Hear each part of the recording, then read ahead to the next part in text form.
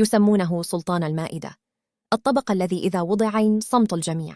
الكسكسي ليس مجرد أكلة، بل هو هوية وتاريخ وصراع ناعم بين الأشقاء.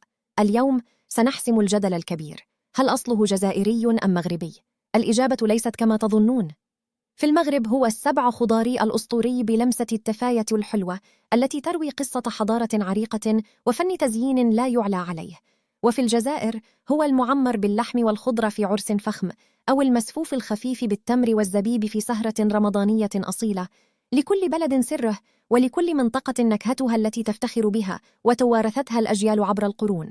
لكن من فاز باللقب العالمي فعلياً؟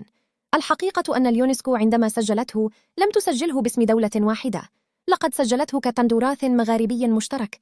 إنها رسالة قوية لكل المتعصبين: الكسكسي هو الطبق الذي رفض أن يفرقه الاستعمار أو تكسر هيبته الحدود.